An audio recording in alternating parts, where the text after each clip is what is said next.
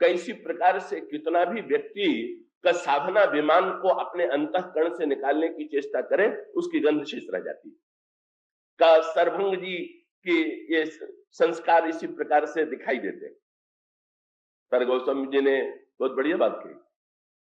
जब सरभंग जी भगवान राम से मांगने लगे तो भगवान राम ने पूरा विनोद किया, बोले भाई हमारे आपके बीच में तो व्यापार ही चलेगा। तो इसलिए एक अनोखी बात लिखते हैं कि भगवान राम ने का श्री सरभंग जी को भक्ति तो दिया, पर साधना मूलक भक्ति दिया।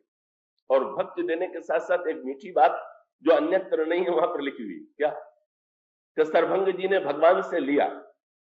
तो लिया कैसे? बोले जोग यज्ञ जप तप व्रत कीना, प्रभु कह दे भगति बरलीना। का जो दिया था का उस जो किया था का उसी को भगवान को देख करके उसके बदले में ये कहा कि महाराज आप कृपा करके मुझे भक्ति दे दीजिए। अब भगवान उसे लेकर के दें कि ये उनकी अनुकंपा का। इसका अभिप्राय यह है कि भगवान अगर ले करके देते हुए दिखाई देते हैं तो उसका तात्पर्य क्या? कभी व्यक्ति मनौती मान देता है भगवान से कि आप अगर मेरा कार्य पूरा कर देंगे तो मैं आपको मिठाई चढ़ाऊंगा।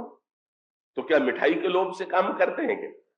पर उसको यूं कह सकते हैं कि भाई जैसे एक नन्हा सा बालक अपने माता पिता के सामने कभी कभी खेल खेल में बच्चे भोजन बनाने की तो भोजन बनाते हैं, तो उनके बर्तन भी भोजन बनाने योग्य नहीं, उसमें बर्तन भोजन क्या बनेगा। पर वो एक कल्पना में भोजन बनाते हैं और कल्पना में भोजन बना करके अगर वो अपने पिता के सामने झूठी तस्करी दे दे और ये कह दे कि ये बड़ा मीठा हलवा है खाइए, तो उदार पिता उसको फटकारेगा थोड़ी कि तू बड़ा झूठा है, क्या केवल शाब्दिक हलवा मुझे खिलाना चाहता है और तू मुझे क्या खिलावेगा, मैं तुझे खिलाता हूं। नहीं, वो तो उस झूठी का उस तस्करी को भी ले करके खाने का अभिनय करेगा और कहेगा सचमुच तुमने तो बहुत स्वादिष्ट बनाया। तो भगवान यदि साधना से प्रसन्न होते हैं तो उसी प्रकार से जैसे बालक की चेष्टा को देख करके आप प्रसन्न होते हैं, माता पिता प्रसन्न होते हैं, चाहे उस बालक में कोई चेष्टा में कोई सामर्थ्य न हो, योग्यता न हो, तो ठीक इसी प्रकार से ईश्वर अपनी ही कृपा से प्राप्त होता है। पर इन महापुरुषों के जीवन में ये क्रम दिखाई देता है। अब इसीलिए रामायण में एक पक्ष कौन सा है? अब गोस्वामी जी ने एक बड़ा सुंदर संकेत किया कि रामायण में एक पक्ष तो साधकों का पक्ष है, तपस्वियों का पक्ष है, जिन्होंने साधना और तपस्या के द्वारा तांत्रिकत्वा बड़ी से बड़ी सफलता प्राप्त की और अंत में उस साधना को भगवान के प्रति समर्पित किया और साधना को भगवान के प्रति समर्पित करके अपने जीवन में अंत में भगवान की मंगलमयी भक्ति की याचना कर दी। और दूसरा पक्ष उन लोगों का है वो जैसे ये जो केवट प्रसंग है। अब केवट को सबसे बड़ा लाभ जो मिला हुआ है वो क्या मिला हुआ है कि केवट ने यदि कुछ भी किया होता, जातिगत श्रेष्ठता होती, धर्मगत श्रेष्ठता होती, आचरणगत श्रेष्ठता होती, जपगत श्रेष्ठता होती, तो केवट के मन में ये बात आ सकती थी कि मैंने ये किया इसलिए प्रभु आए। पर कुछ नहीं किया है और प्रभु आ गए, तो केवट के अंतःकरण में इसमें प्रभु की अकारण कृपा को छोड़ करके अपने कर्तृत्व, जिसको कर्तृत्व शून्यता कहते हैं, कब वो कर्तृत्व शून्यता की पराकाष्ठा, जहां कर्तृत्व है ही नहीं वहां कर्तृत्व के परित्याग का प्रश्न ही नहीं। जिनमें कर्तृत्व हो वो कर्तृत्व का परित्याग करें। और इसीलिए रामायण की एक परंपरा कौन सी है, जैसे आप एक सांकेतिक रूप में पाएंगे, भगवान राम ने दशरथ को पिता के रूप में स्वीकार किया, कौशल्या जी को मां के रूप में स्वीकार किया, तो ये साधन की पराकाष्ठा है। वहां पर भी यद्यपि संकेत यही है कि ये भी प्रभु की करुणा कृपा ही है। तो मनु और शत्रुपा के रूप में दशरथ और कौशल्या ही पूर्व जन्म में मनु और शत्रुपा थे, और मनु और शत्रुपा के रूप में जब उन्होंने तपस्या की तो तपस्या और साधना के पश्चात गोस्वामी जी कहते हैं कि भगवान वहां भी प्रकट जब होते हैं तब गोस्वामी जी ने इसी शब्द का प्रयोग किया कि इस भ्रम में न पड़ जाइएगा कि भगवान उनकी साधना के कारण बाध्य हो करके आए, बल्कि वहां पर भी गोस्वामी जी का शब्द यही है, भगत बछल प्रभु कृपा निधाना, भगवान कृपा निधाना, विश्ववास प्रगटे भगवान। जैसे बछड़े के सामने गाय चली आती है, उसी प्रकार से भगवान अपने ही वात्सल्य से प्रेरित होकर के चले आए। पर उसके पश्चात जब भगवान आए तो उन्होंने मनु से पूछा कि क्या चाहते हैं। अब मनु की जो मांग है वो साधना के बदले में स्वीकार की जानी चाहिए क्या? क्या का उन्होंने तो भगवान से कह दिया, यद्यपि साधना ये विचित्र बात, केवट में संकोच नहीं है पर मनु में संकोच है। केवट जब मनु से भगवान ने कह दिया मांगो वर जो भाव मन महादानी अनुमान, तो बड़ी भूमिका के साथ मनु ने कहा कि महाराज तुम ही देता थी सुगम गोसाई, पर अगम लाग मोहि निज कृपणाई। जब मैं अपनी ओर देखता हूं, इसका अभिप्राय मनु को अपने ये नहीं प्रतीत होता कि मेरी साधना का ही अंतिम परिणाम हो सकता है, इसलिए वे कहते हैं कि प्रभु मुझे तो बड़ा संकोच लग रहा है, पर आप स्वयं जब देने के लिए कहते हैं तो फिर कहते कहते भी तो कहना तो ये चाहते थे कि आप मेरे बेटे बनिए, पर संकोच में गड़ गए कि कोई बाप से बेटा बनने के लिए कहे, ईश्वर जगत पिता है तो पुत्र बन करके सेवा करना चाहे तो और बात है, लेकिन अगर उसके अंतःकरण में ये बात आ जाए जो कि उनके हृदय में आ गई, क्या ये भगवान को पुत्र बनाना है, पर सीधे नहीं बोले, बड़ा घुमावदार का। यहाँ मनु और भगवान के संवाद में पंडितों की भाषा और केवट और भगवान राम के संबंध में सीधी सरल भाषा है। तो मनु कैसे कहते हैं भगवान से, कहने के दान शिरोमणि कृपा निधि, कृपा की बात तो अभी कहते हैं, वो वहां उससे मनु के जैसे तपस्वी के जीवन में भी कृपा की बात निश्चित है, लेकिन तुरंत कहते हैं दान शिरोमणि कृपा निधि, नाथ कहूं सत्य भाव, क्या चाहूं तुम ही समान सुत। आप बेटे बनिए नहीं बोले, आपकी तरह एक बेटा मैं चाहता हूं, सीधे नहीं बोले। भगवान को हंसी आ गई, समझ गए कि कहने का साहस नहीं हो रहा है कि आप मेरे बेटे बनिए, मेरे समान बेटा चाहिए तो भगवान ने तुरंत कह दिया है, भाई आप उस सरिस खोजों कह जाइए, ये तो बड़ा तुमने कठिन काम बता दिया अपनी तरह, तो अब मैं पहले यही खोजता फिरूं कि मेरी तरह कौन है, तो ये तो बड़ा कठिन काम है, इतना परिश्रम मैं नहीं करूंगा, इसके बदले में मेरे लिए सरल कार्य यही है कि नृपतो तने हो हम आयु, राजन मैं ही तुम्हारा बेटा बन जाऊंगा। मनु प्रसन्न हो जाते हैं, कौशल्या प्रसन्न हो जाती है। का वहां साधना और कृपा, साधना की पराकाष्ठा है और साधना के अंत में कृपा की याचना है, और भगवान ने माता पिता के रूप में उन्हें स्वीकार किया। लेकिन अब गोस्वामी जी इसका एक दूसरा पक्ष प्रस्तुत करते हैं। भगवान राम दंडकारण्य में जाते हैं और दंडकारण्य में भी भगवान के एक माता और पिता, ये जो माता और पिता है दोनों, ये माता पिता तपस्या और साधना की पराकाष्ठा है, तप की पराकाष्ठा है। पर आरण्य कांड में भगवान ने पिता का पद किसको दिया? पिता का पद गोस्वामी जी ने कहा गीध को भगवान ने पिता का सम्मान दिया, और गोस्वामी जी कहते हैं पिता का ही सम्मान नहीं दिया, ऐसे हूं पितुते अधिक गीध पर ममता मत गरुआई। तो गीध को जब प्रभु ने पिता कह करके पुकारा तो इसका अभिप्राय क्या हुआ कि गीध जो है भगवान का वात्सल्य जो है वो मनु के रूप में तपस्या और साधना से प्राप्त नहीं करता है। फलाहार और जल छोड़ करके है गीध का भोजन क्या है? बोले गीध अधम खग आमिष भोजी, का गीध तो का मांस का भक्षण करने वाला और पक्षियों में भी अधम पक्षी माने जाने वाला।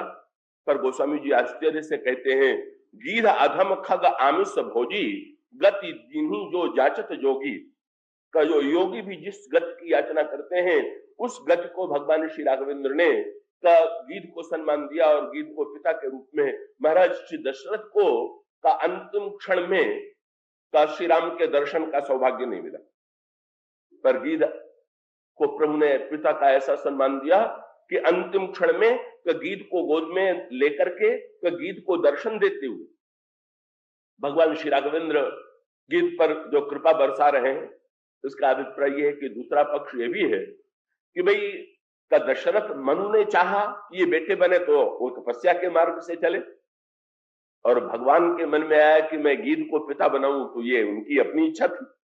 और अपनी इच्छा थी तो ऐसी स्थिति में कि गीध में चाहे जो कुछ भी न हो, पर भगवान उनको पिता के रूप में देखते हैं। और इसी प्रकार से आरण्य कांड में, दंडकारण्य में, का भगवान राम माता के रूप में जिससे कह करके पुकारते हैं, वो कौन है? शबरी है। तो अब शबरी के जीवन में तो बस अंतर यही है, शबरी के यहां जब भगवान श्री राम आ गए, शबरी ने भगवान राम को देखा, तो क्या सर्वभंग जी की तरह उनके मन में ये बात आई कि मैंने बड़ी तपस्या और साधना की है इसलिए भगवान आए हुए? वो समझने का बिल्कुल नहीं। कभी तो जब शबरी को भगवान राम मातृत्व का, माता का पद देते हैं, गोस्वामी जी कहते हैं गीतावली रामायण में, ते ही मातु जो आदरी सानुज राम भूखे भाई, प्रभु ने मां के समान सम्मान दिया। तो शबरी को जो का सम्मान देना है उसमें कोई विशेषता नहीं है। जातिहीन अगजन्म महि मुक्त कीन असनारी, वो समझ कहते हैं महामंद मन सुख चहसी, ऐसे अधम ऐसे प्रभु ही विसारे। तो शबरी जी के जीवन में और गीधराज के जीवन में कई जो निस्साधनता की पराकाष्ठा है, इसलिए वहां पर कृपा तत्व की ही प्रमुखता है।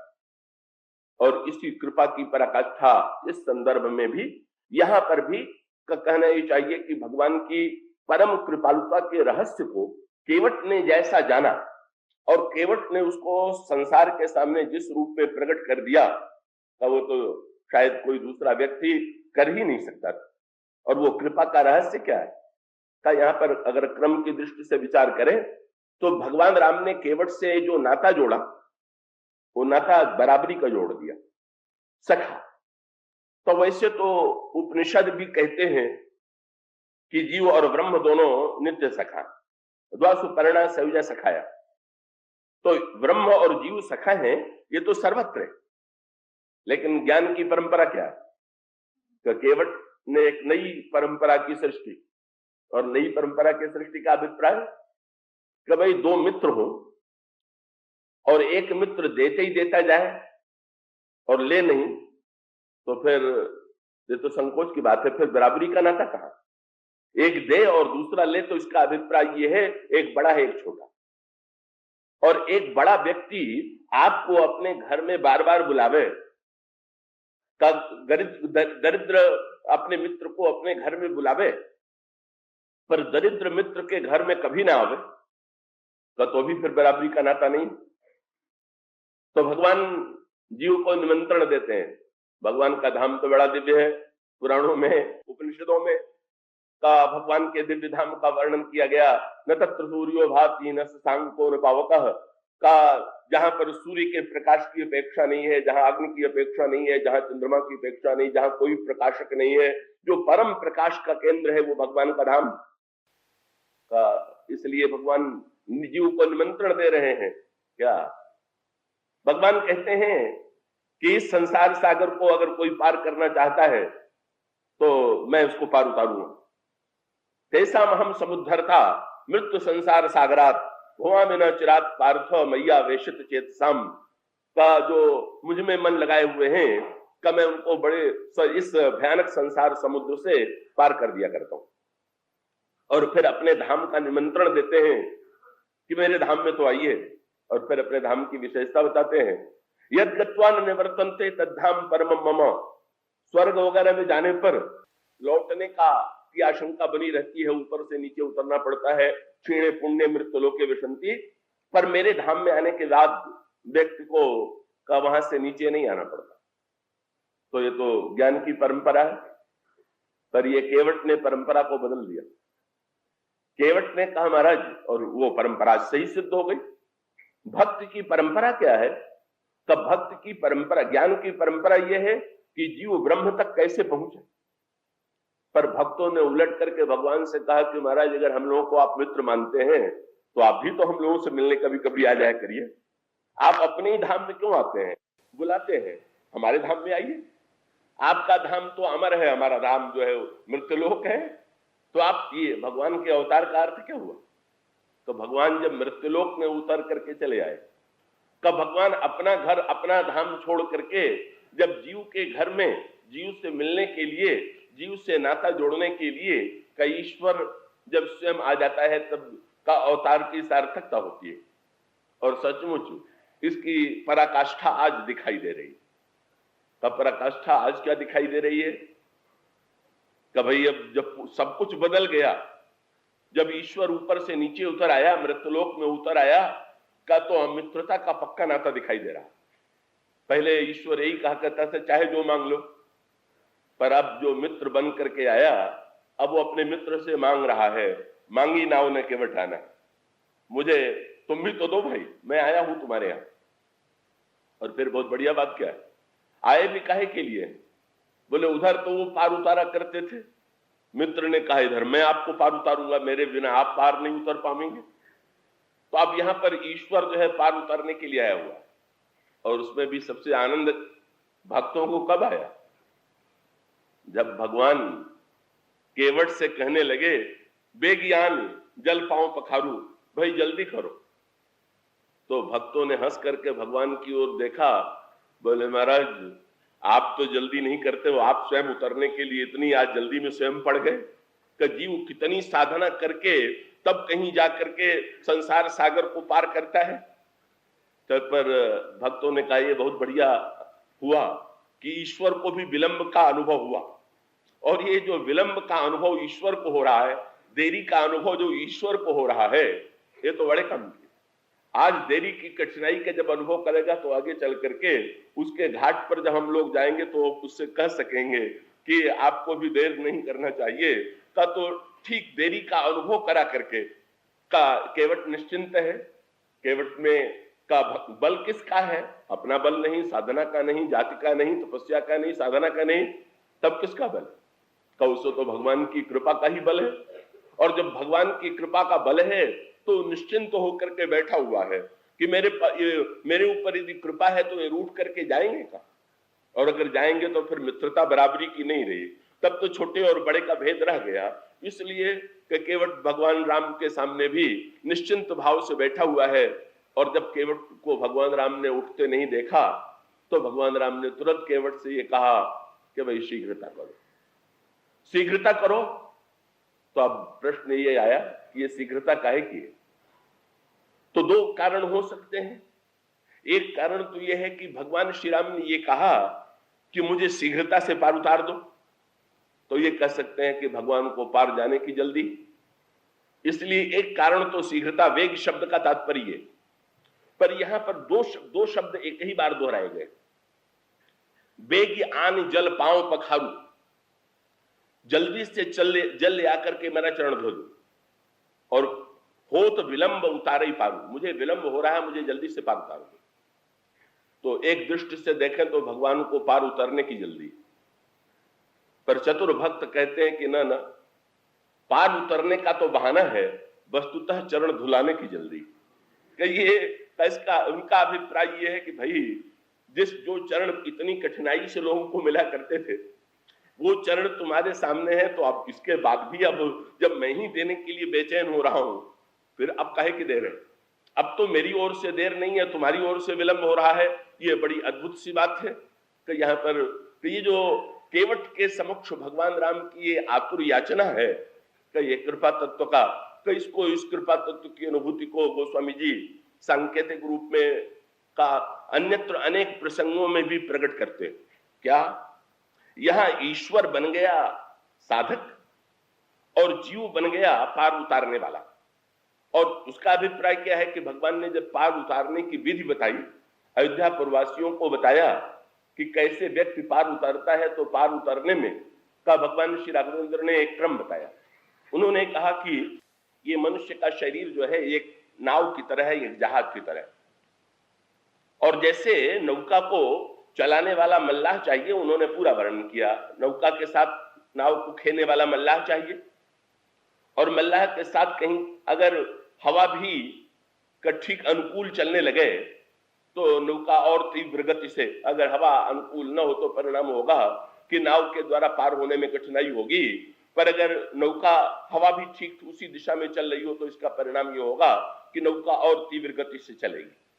तो भगवान ने अयोध्या प्रवासियों को उपदेश देते हुए कहा कि मनुष्य का शरीर जो है का यही बेड़ा है, यही जहाज है, यही नाव। नर तनु भव वारिधि कह बेरो।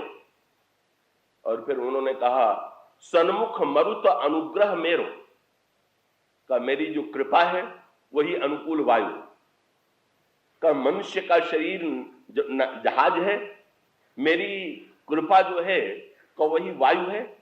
अब यहां पर भी भगवान का संकेत क्या है कि देखिए, मल्लाह तो प्रत्यक्ष दिखाई दे रहा है, नाव भी स्थूल रूप से प्रत्यक्ष दिखाई दे रही है, पर हवा को प्रत्यक्ष रूप से नहीं देख रहे, केवल उसकी अनुकूलता की अनुभूति हो रही है, हवा प्रत्यक्ष रूप से नहीं।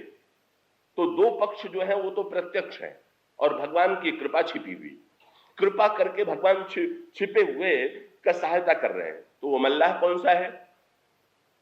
गोस्वामी भगवान राम कहते हैं नर तनु भव बारिज कह बेरो, सन्मुख मरुत अनुग्रह मेरो, कर्णधार सदगुरु दृढ़ नावा, दुर्लभ साज सुलभ करी पावा। गुरु जो है वही नौका को चलाने वाला कर्णधार है। और व्यक्ति का इसका अभिप्राय यह है कि जैसे मल्लाह जिधर खे करके ले चलता है नाव को, का व्यक्ति की नाव उधर चलती है, इसी प्रकार से सदगुरु जिस प्रकार की साधना जिसको बतावे का उस प्रकार की वो साधना करे, और साधना के साथ साथ मेरी कृपा के वायु की सहायता मिले, और इन तीनों का समन्वय सदगुरु साधना और कृपा का जब समन्वय होता है तो भगवान ने कहा कि बस का इससे व्यक्ति जो है भव सागर से पार हो जाता है। और साथ साथ उन्होंने भी कह दिया कि ऐसा अवसर प्राप्त होने के बाद भी जो इन तीनों का सदुपयोग नहीं करते वे बड़े आत्मघाती हैं। कसो परत्र वह भगवान कहते हैं जो न तरई भव सागर नर समाज अस पाई, सो कृत निंदक मंदमति आत्महन गति जाए। कौ आत्मघाती, इसका अभिप्राय क्या कि मल्लाह का तो बड़ा महत्व है, और मल्लाह जैसा जैसा कहे यात्री को वैसे ही करना पड़ेगा। अगर उसको पार उतरना है तो सदगुरु जो कहेगा वही साधक को करना होगा। तो आज तो नई परिभाषा हो गई ना, भगवान पार उतरने वाले हैं और मल्लाह है केवट बना हुआ। तो केवट का व्यंग ये था कि महाराज मैं आपकी बात मानूं कि आप मेरी बात मानेंगे।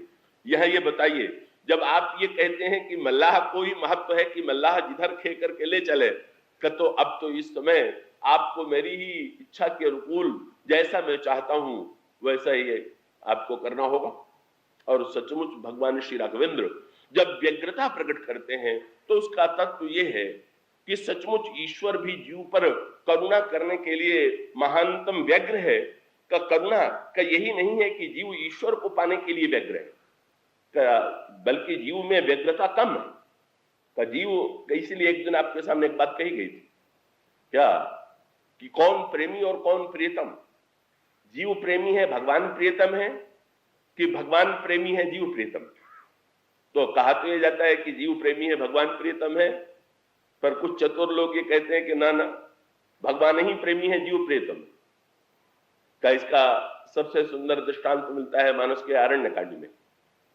ये वर्णन आता है कि जब लंका में रावण श्री किशोरी जी का हरण करके ले गया तो वहां पर अशोक वृक्ष के नीचे श्री सीता जी बैठी हुई है, और अशोक वृक्ष के नीचे बैठ करके सीता जी ध्यान कर रही। तो भगवान राम के किस रूप का ध्यान कर रहे हैं?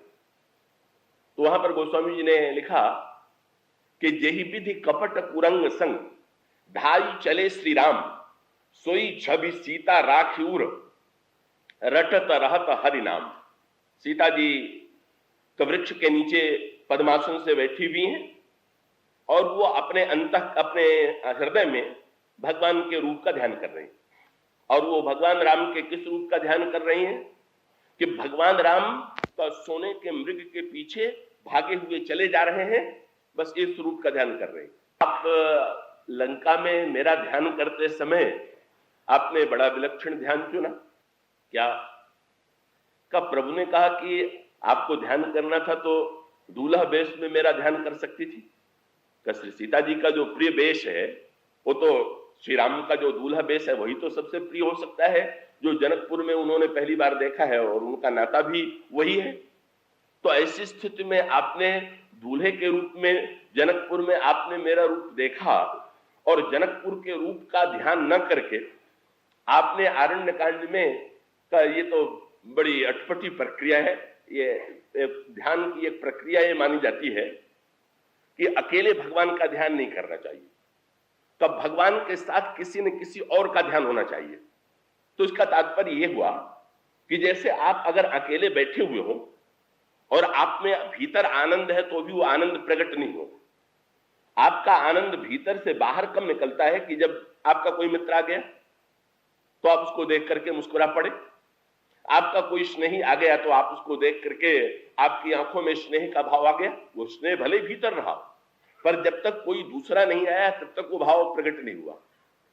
तो इसलिए ध्यान की मान्यता है कि भगवान अकेले रहेंगे तो बिल्कुल गंभीर ही दिखाई देंगे।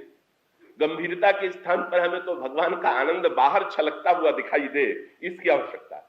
तो इसीलिए भगवान के ध्यान की परंपरा ये है कि अकेले भगवान का ध्यान मत करो, भगवान के ध्यान के साथ साथ किसी भक्त का भी ध्यान जो है वो जोड़ दो। तो अलग अलग प्रसंगों में इसलिए भगवान का अकेले, भगवान राम बालक राम है तो बालक राम का अकेले ध्यान नहीं करना है। तब कैसे ध्यान करना है? अब या ध्यान कीजिए कि दशरथ जी के गोद में है या कौशल्या जी की गोद में है। तो व्यापक ब्रह्म निरंजन निर्गुण विगत विनोद सो अज प्रेम भगत बस कौशल्या की गोद। जब आप ये देखेंगे कि कौशल्या की गोदी में है तो कौशल्या कितने प्रेम से श्री राम को दुलरा रही है और कौशल्या जी के प्रति भगवान श्री राम का स्नेह कैसा प्रकट हो रहा है, परिणाम क्या होगा? वहां पर जो वात्सल्य रस प्रकट हो रहा है उसका भाग हमें आपको भी मिलेगा। दशरथ की गोद में श्री राम को देखिए तो भी उसका एक अलग आनंद है कि इन सब ध्यानों का अलग अलग फल है।